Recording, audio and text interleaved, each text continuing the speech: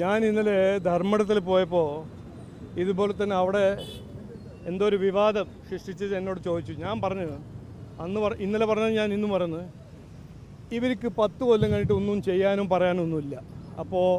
ഇപ്പോൾ നടക്കുന്നത് ഒരു ഭരണനാട്യമാണ്. ഭരതനാട്യം നമ്മൾ കേട്ടിട്ടുണ്ട്. CPM കോൺഗ്രസ് ഇപ്പോൾ ചെയ്യുന്നത് ഒരു ഭരണനാട്യം, ഒരു നാടകം. ഇതെല്ലാം ഞാൻ പറയട്ടെ, ഞാൻ ഏറെ ബഹുമാനത്തോട് പറയണേ, ഇവരെല്ലാം മുതിർന്ന നേതാവുമാരാണ്.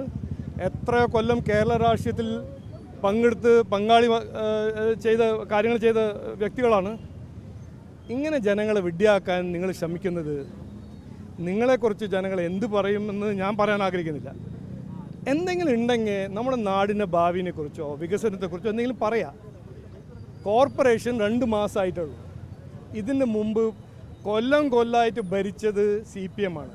ഇനി അതിനെക്കുറിച്ച് ഞാനിപ്പോൾ ഒന്നും പറയുന്നില്ല. അവർ എന്തു ചെയ്തു ചെയ്തില്ല എന്നൊന്നും പറയുന്നില്ല.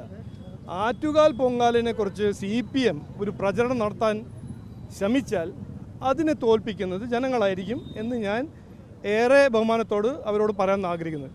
ഭരണനാട്യത്തിൻ്റെ സമയങ്ങൾ കഴിഞ്ഞു. ഇനി വികസനം, പോളിറ്റിക്സ് ഓഫ് പെർഫോമൻസിൻ്റെ സമയമാണ്. ഈ ഇലക്ഷനും ജനങ്ങൾ തീരുമാനിക്കുന്നത് അവരുടെ ഭാവിക്ക് വേണ്ടി അധ്വാനിക്കുന്നത് ഏത് രാഷ്ട്രീയ പാർട്ടിയാണ്, ഏത് രാഷ്ട്രീയ മുന്നണി ആയിരിക്കും എന്ന് ആ ബേസിസിലാണ് അവർ തീരുമാനിക്കാൻ പോകുന്നത്. ഈ നാടകവും അതെല്ലാം ഇലക്ഷൻ കഴിഞ്ഞിട്ട് ഏതെങ്കിലും ഒരു എൻ്റർടൈൻമെൻറ്റ് ചാനലിൽ പോയി തൊഴിൽ നോക്കി അവിടെ ഒരു റിയാലിറ്റി ഷോ ചെയ്താൽ അവർക്ക് ഗുണം.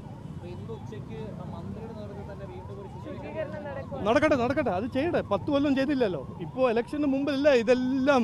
സാമാന്യ ബുദ്ധിയെല്ലാം കയറി വരുന്നത് ഇലക്ഷൻ്റെ 10 ദിവസം മുമ്പല്ലേ. ചെയ്യട്ടെ, നല്ലതാണ്. അവർ ചെയ്യണം. 10 കൊല്ലം ചെയ്തില്ലല്ലോ, ഇപ്പോൾ ചെയ്യണം.